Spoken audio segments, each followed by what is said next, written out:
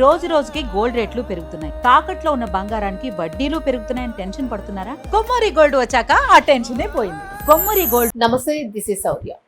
Ram Charan body guard కి లక్షల్లో జీతం. మరి ఇప్పుడు ఎందుకు ఈ టాపిక్ బయటకు వచ్చింది? అలాగే దగ్గరలో పెద్ద సినిమా కూడా రిలీజ్ లో ఉంది. మరి ఈ టైంలోని అసలు బాడీ గార్డ్ విషయం ఎందుకు బయటకు వచ్చింది? అలాగే అసలు యాక్చువల్ గా బాడీ గార్డ్స్ కి ఎంత సాలరీస్ ఉంటాయి? మరి హైయెస్ట్ సాలరీ ఇతనికే ఇస్తున్నారా? ఏమై ఉంటుంది? ఈ బ్యాక్గ్రౌండ్ ఏంటనేది మనం అయితే తెలుసుకుందాం. సో మనతో పాటు సీనియర్ జర్నలిస్ట్ దాము బాలాజీ గారు ఉన్నారు. సార్ నమస్తే. సార్ జనరల్ గా హీరోస్ కన్నా బాడీ గార్డ్స్ ఎక్కువ చేస్తూ ఉంటారు, ఉన్నదానికన్నా చాలా ఎక్కువ.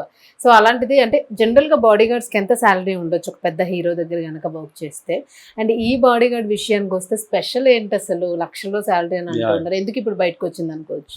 మామూలుగా మనకి ఈ మధ్య కాలంలో బౌన్సర్ల కల్చర్ బాగా పెరిగింది. ఇంతకు ముందు ఒక 10 ఏళ్లకు ముందు బౌన్సర్లు అంటే తెలియదు మనకి, ఎవరో ఎప్పుడో అకేషనల్ గా కనబడేవాడు. ఇవాళ ఏంటంటే ప్రతి చిన్న ఆర్టిస్ట్ కూడా ఆ మధ్య ఎవరో చెప్తున్నారు, ఒక చిన్న ఆర్టిస్టు అతను మినిమం 2 బౌన్సర్ లేకుండా నేను బయటికి రాను అంటున్నాడు. ఆ ప్రొడ్యూసర్ వచ్చి వాపోతున్నాడు, సార్ అతను బౌన్సర్లుగా సరిపోతుంది సార్, అతను ఎవడు గుర్తు కూడా పట్టడు, అయినా అతను ఏమో బౌన్సర్లు కావాలంటున్నాడు. సో అలాగే ఒక ప్రెస్టీజియస్ ఇష్యూగా కూడా మారిపోయింది. అంటే నాకు ఇంతమంది బౌన్సర్లు ఉండాలి, స్టేటస్ సింబల్ గా కూడా మారిపోయింది. మామూలుగా ఎమ్మెల్యేలు చాలా మంది గన్ మెన్ లేకుండా బయటకు వెళ్ళరు, ఎందుకంటే హడావిడి ఉండాలని.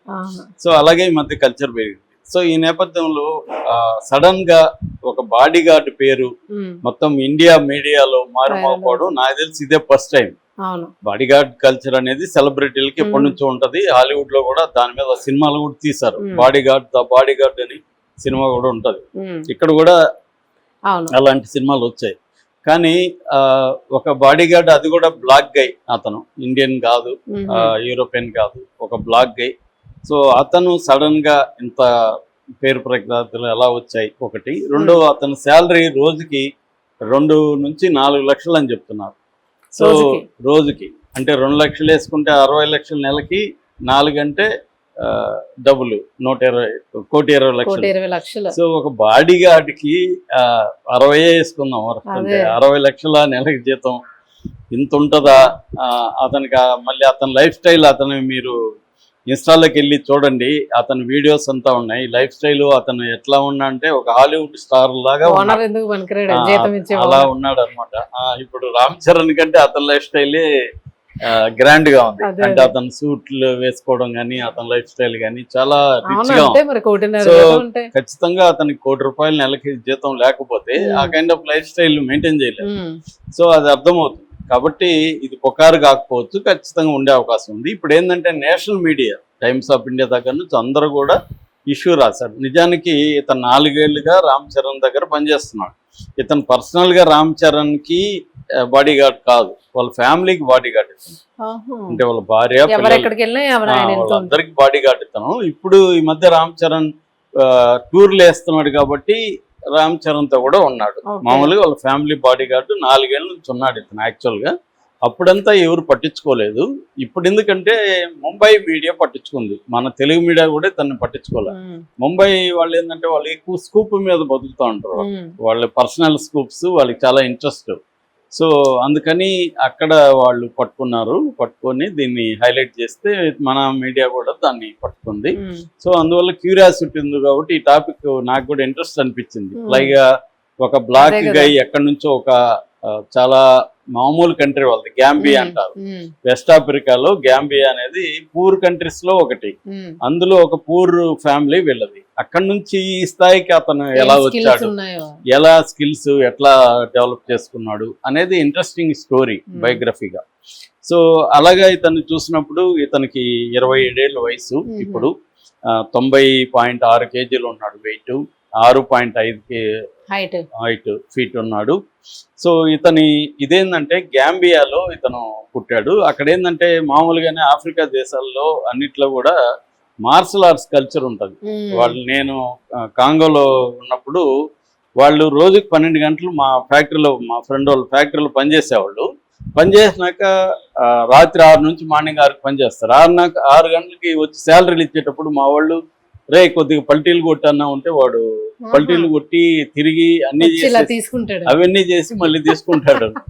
అంటే వాళ్ళకి 12 గంటలు పనిచేసినా కూడా ఎలా చేయగలుగుతున్నాడా అని మేము షాక్ అవుతాం. అలాగే వీధుల్లో కూడా వాడికి మూడ్ వచ్చినప్పుడు అక్కడికక్కడే వాళ్ళు అవును ఎక్సర్సైజ్ చేస్తుంటారు, కరాటే ప్రాక్టీస్ చేస్తుంటారు, అలా ఉంటారు అనమాట. సో ఆ కల్చర్ ఉంటది అక్కడ. అలాగే ఇక్కడ కూడా గ్యాంబియాలో కూడా రెజ్లింగ్ కల్చర్ బలంగా ఉందన్నమాట. అలాగే ఈ అబ్బాయి కూడా చిన్నప్పటి నుంచి రెజ్లర్ గా చేరాడు, రెజ్లింగ్ కల్చర్ లోకి వెళ్ళాడు. వెళ్ళిన తర్వాత వాళ్ళకి ఏంటంటే ఎక్కువగా ఈ ఆఫ్రికన్ కంట్రీస్ లో యూరోప్కి వస్తుంటారు. యూరోప్ లో అయితే అవకాశాలు బాగుంటాయి అనమాట స్పోర్ట్స్ ఇవి కానీ వాళ్ళకి లీగల్ మెథడ్ లో వీసాలు అవి రావు. అందుకని ఇల్లీగల్ ఇమిగ్రెంట్ కల్చర్ ఉంది అక్కడ. అలాగే ఇతను కూడా ఒక ఇల్లీగల్ ఇమిగ్రెంట్ లో రిస్క్ తీసి డేంజరస్ వేలో ఇటలీకి వచ్చాడు. ఇటలీకి వచ్చి ఫ్లోరెన్స్ అని ఇటలీలో టౌన్ ఉంది, అక్కడ సెటిల్ అయ్యాడు. అక్కడికి వచ్చినాక అతను ఏంటంటే మారాడు అనమాట. రెగ్యులర్ కాకుండా మిక్స్డ్ మార్షల్ ఆర్ట్స్ అంటారు. అంటే డిఫరెంట్ మార్షల్ ఆర్ట్స్ మిక్స్ చేస్తారు, ఎంఎంఏ అంటారు. దాంట్లోకి జాయిన్ అయ్యాడు. అక్కడ నుంచి చాలా క్విక్ గా అతను ఎవాల్వ్ అయ్యి మొత్తం ఇటలీలోనే టాప్ అథ్లెట్ గా మారాడు. అంటే బాక్సింగ్ కూడా వచ్చు. ఈ ఎంఎంఏలో మామూలుగా 3 రకాలు ఉంటాయి, light weight, middle weight, heavy weight. ఇతను మిడిల్ వెయిట్ ఛాంపియన్ అయ్యాడు, నేషనల్ ఛాంపియన్ స్థాయికి వెళ్ళాడు. మొత్తం నేషనల్ లెవెల్లో 10 గేమ్స్ ఆడితే 4 గెలిచాడు, 6 ఓడిపోయాడు, 0 టై అన్నమాట. సో ఇది ఇతని బ్యాక్గ్రౌండ్, స్పోర్ట్స్ బ్యాక్గ్రౌండ్. ఆ తర్వాత ఇతను అక్కడ ఉన్నా కూడా మనకు తెలిసేది కాదు అక్కడ వరకు. దాని తర్వాత ఏమైందంటే విఐపీలకి క్లోజ్ ప్రొటెక్షన్ అంటారు. అంటే క్లోజ్ ప్రొటెక్షన్ రింగ్ లో ఇంపార్టెంట్ అనమాట విఐపీలకి. ఆ క్లోజ్ ప్రొటెక్షన్ లో ఇతను ట్రైనింగ్ చేసుకున్నాడు. దానికి సపరేట్ ట్రైనర్స్ ఉంటారు. అంటే విఐపీని ఎలా ప్రొటెక్ట్ చేయాలి, అంటే క్రౌడ్స్ మీద పడతారు, దాన్ని ఎట్లా చేయాలి, తర్వాత ఎవరన్నా అటాక్ చేసినప్పుడు ఎట్లా బిహేవ్ చేయాలి, ఇవన్నీ ట్రైనింగ్ ఉంటుంది. ఆ ట్రైనింగ్ తీసుకొని తను చాలా మంది సెలబ్రిటీలకి, విఐపీలకి పర్సనల్ బాడీ గార్డ్ గా ఆల్రెడీ వెళ్ళడం మొదలైంది అనమాట. సో మొదలయ్యి ఇప్పుడు ఇంటర్నేషనల్ గా కొన్ని ఏజెన్సీలు ఉంటాయి. ఇప్పుడు ఇక్కడ ఎట్లాగా మనకు బౌన్సర్లని సప్లై చేసే ఏజెన్సీలు ఉంటాయో, ఇంటర్నేషనల్ గా కూడా సెలబ్రిటీలకి బాడీ గార్డులు సప్లై చేసే ఏజెన్సీస్ ఉంటారు. వాళ్ళు హైలీ సీక్రెట్ గా ఉంటారు. అంటే ఏ బాడీ గార్డ్ ని ఎవరికి సప్లై చేస్తున్నారు, ఎంతకు సప్లై, ఇవన్నీ చెప్పరన్నమాట. అందువల్లే మనకి ఇప్పుడు ఇతన్ని ఎలా రామ్ చరణ్ కాంటాక్ట్ చేశాడు, ఇక్కడికి ఎలా వచ్చాడు, ఇవేవి బయటికి రాలేదు చూడండి. ఏ మీడియాలకు కూడా తెలియదు అనమాట. ఎందుకంటే అది సీక్రెట్ ఇంపార్టెంట్.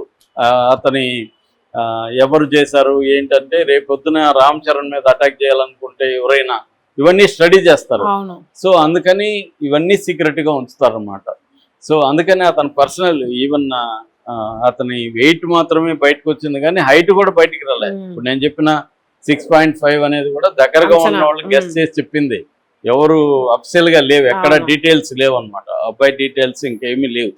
ఎందుకంటే బాడీ గార్డ్స్ కి కంపల్సరీ కొంత సీక్రెసీ అవసరం అనమాట. సో అలాగా ఇదేంటంటే ఈ విఐపి సెక్యూరిటీస్ కి క్లోజ్ కంబాట్ లో ట్రైనింగ్ ఉంటది. అంటే చేతులతో కొట్టగలగాలి, ఏమి లేకపోయినా కూడా దాన్ని క్లోజ్డ్ కంబాట్ స్కిల్స్ అంటారు. ఆ క్లోజ్డ్ కంబాట్ స్కిల్స్ లో ఇతను ఎక్స్పర్టైజ్ సాధించాడు. రెండోది ఇతను ఇటువంటి ఇంట్రెస్ట్ కూడా ఉంది అనమాట అతనికి. ఇట్లా సెలబ్రిటీలకి ఇట్లా అవ్వాలని కూడా ఇంట్రెస్ట్ ఉంది. సో అట్లా బాక్సింగ్ ప్రాక్టీస్ చేసుకుంటూ, మిక్స్డ్ మార్షల్ ఆర్ట్ రోజు ప్రాక్టీస్ చేసుకుంటూ బాడీ గార్డ్ గా ఉన్నాడు.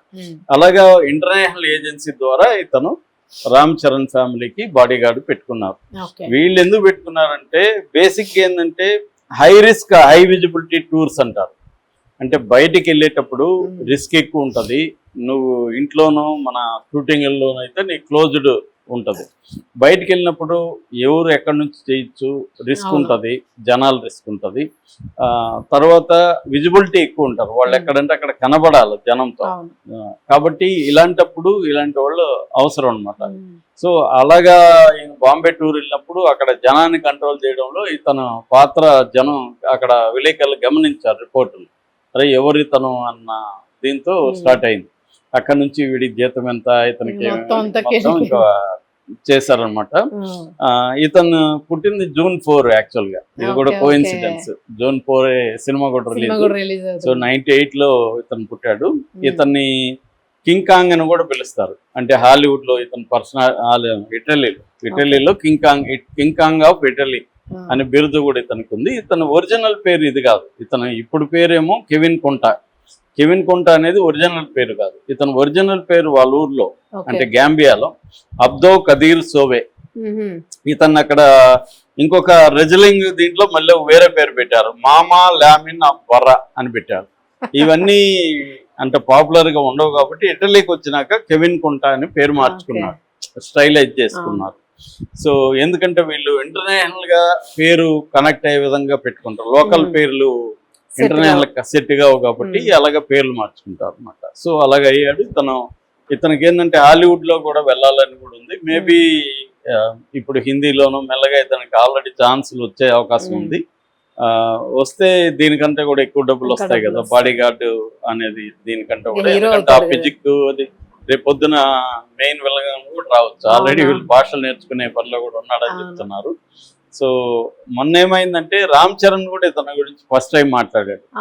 అంటే ఇతను అంతకుముందు ఏంటంటే 4 నెలలు అయింది ఇతను చేరనేది బయటకు వచ్చింది. అప్పుడు క్లారిఫై చేశాడు, 4 నెలలు కాదు 4 ఏళ్ళుగా మా ఇంట్లో ఉన్నాడు, ఇతను పర్సనల్ కాదు అని చెప్పాడు. పైగా ఇతను పాపులర్ అయితే నాకు భయంగా ఉంది, ఎందుకంటే ఇతనికి చాక్లెట్ బిస్కెట్ ఇచ్చి ఇతన్ని టెంప్ట్ చేసి బ్రైబ్ చేసి నా డీటెయిల్స్ అన్ని ఇతను అడుగుతారేమో అని, అంటే ఇతను టెంప్ట్ అవుతాడు అన్నట్టుగా సరదాగా అతని మీద జోక్లేశారు. చాక్లెట్ ఇస్తే లేకపోతే బిస్కెట్ ఇస్తే ఇతను లీక్ చేస్తాడు అన్నట్టుగా. సో అతనైతే నేను చూసిన వరకు ఇక్కడ ఎక్కువ మాట్లాడట్లేదు. ఓన్లీ మొన్న ఒక పోస్ట్ పెట్టాడు, అదేంటంటే love you India, thank you for your love especially towards Ram Charan అట్లా పెట్టాడు. ఒక డీసెంట్ అప్రోచ్ ఉన్న మెచ్యూరిటీ ఉన్న ఇతనిలాగా మనకు కనబడతాడు. అతను వీడియోలో అవి చూసాను నేను. సో బేసిక్గా అంటే ఒక తనను తాను విపరీతమైన డిసిప్లైన్, టైమింగ్, హార్డ్ వర్క్, ప్రజెంటేషన్లో స్టైలైజ్డ్ ప్రజెంటేషన్, ఇవన్నీ తన ప్రత్యేకతలుగా మనకి అర్థమవుతుంది. అందుకని ఒక చిన్న స్మాల్ బ్లాక్ కంట్రీ గ్యాంబియా దీంట్లో నుంచి ఈ స్థాయికి ఇక్కడికి వచ్చాడంటే అతని 27 ఏళ్ళు పైగా ఏళ్లలో ఈ స్థాయికి వచ్చాడంటే ఖచ్చితంగా ఇన్స్పైరింగ్ క్యారెక్టర్ అని చెప్పుకోవచ్చు. Thank you.